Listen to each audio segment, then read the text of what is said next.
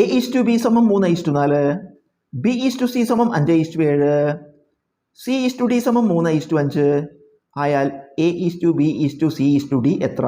നമുക്ക് A/B തന്നിട്ടുണ്ട്, B/C തന്നിട്ടുണ്ട്, C/D തന്നിട്ടുണ്ട്. നമ്മൾ കാണേണ്ടത് A/B/C/D. അതിനായി നമ്മൾ ആദ്യം A/B 3:4 എഴുതി. താഴെ 5:7 എഴുതണം. അത് എഴുതുമ്പോൾ ഒരു സ്ഥാനം വലത്തോട്ട് നീക്കിയിട്ട് 3:4 താഴെ ഒരു സ്ഥാനം വലത്തോട്ട് നീക്കി 5:7 എഴുതി.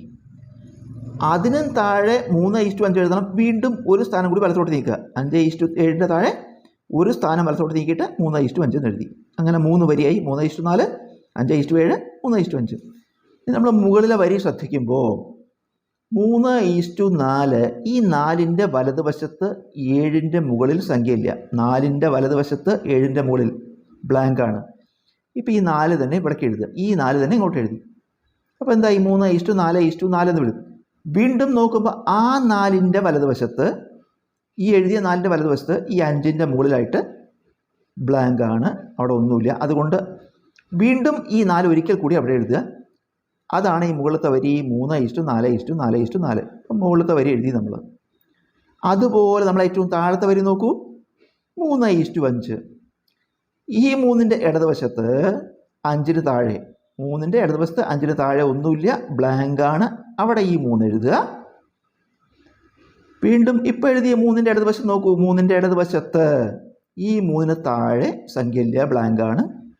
ഒരിക്കൽ കൂടി ആ 3 തന്നെ അങ്ങോട്ട് എഴുതുക. അപ്പോൾ താഴത്തെ വരി എന്തായി?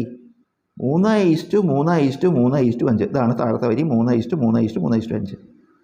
ഇനി നടുവിലെ വരി നോക്കൂ. നടുവിൽ വരി ഈ 5ൻ്റെ ഇടതുവശത്ത് 3ന് താഴെ സംഖ്യയില്ല. അപ്പോൾ ഈ 5 തന്നെ ഇങ്ങോട്ട് എഴുതി. അതാണ് 5:5:7 എന്ന് എഴുതി. ഇവിടെ നോക്കുമ്പോഴോ 7ൻ്റെ വലതുവശത്ത് 5ന് മുകളിൽ സംഖ്യയില്ല. ഒരിക്കൽ കൂടി അവിടെ 7 എന്ന് എഴുതി. അതാണ് നടുവിലത്തെ വരി. 5:5:7:7. ഇപ്പോൾ 3 വരിയായി. ഓരോ വരിയിലെയും സംഖ്യകളോട് ഗുണിക്കുക. ഈ വരിയിലെ സംഖ്യകൾ ഗുണിക്കുക. 3 5 15 3 45 4 5 23 60 4 7 28 3 84 4 7 28 × 5 140. ഉത്തരം A/B/C/D എന്ന് പറയുന്നത് 45:60:84:140.